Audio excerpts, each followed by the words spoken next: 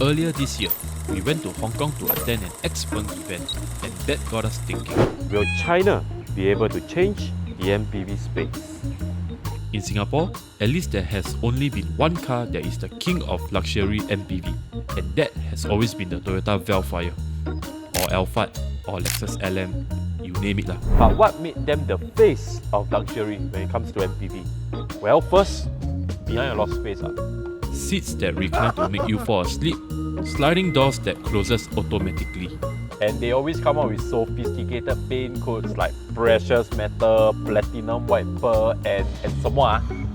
Burning black crystal shine glass freak. So, when China first announced their MPVs rolling onto our shores, you can imagine what everyone was saying on the keyboard. Oh no.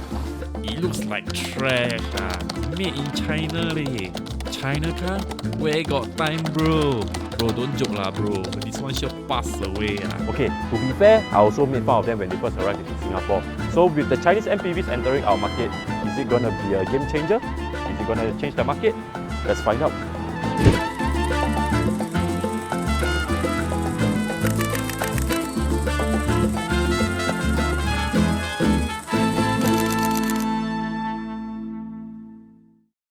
When Maxus first unveiled their MPV into Singapore, we didn't think much of it.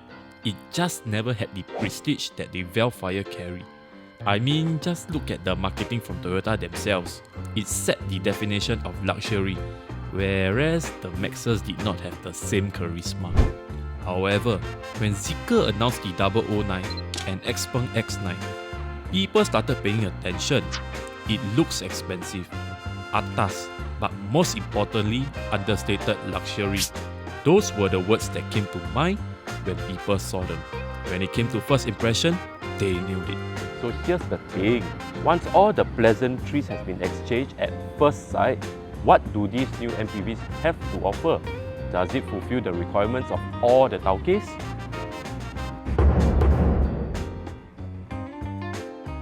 Yeah, of course. With seats like this that can recline all the way down and massage you, every day is first class and no discussion needed.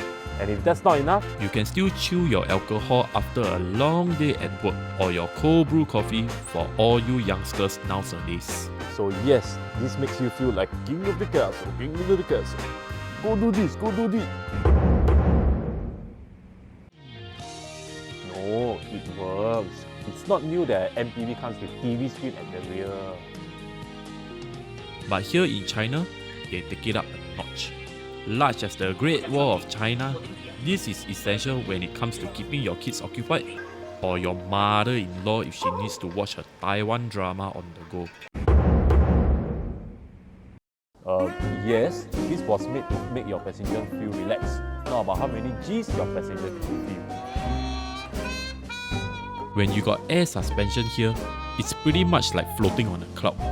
Not that I've tried it, but the scriptwriter wrote it. You ask him. Well, true, air suspension is going to cost you a lot when it needs to be replaced. But it's not like the S-Class air sus is cheap to be replaced either. Give you. Don't want. Hey, why pass to me? Don't take lah, your short one eh. Huh? And for people who say the car will not last more than 10 years, come on lah. When was the last time you hear someone buy the car brand new and use all the way 10 years? There just aren't that many people keeping their cars long term. Consumers these days don't value longevity as much as people did back then. The definition of value for money has changed for most consumers. Their value for money is based on things that they can see and touch. Yeah, sure, nothing wrong with that. But you have to admit, EVs have caught up with petrol cars over the last few years. Simply put it, it's just like a Grand Seiko and a smartwatch.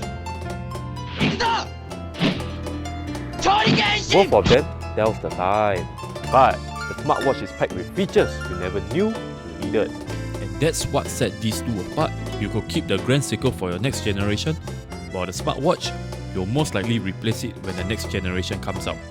In short, some people prefer traditions, while others prefer progression.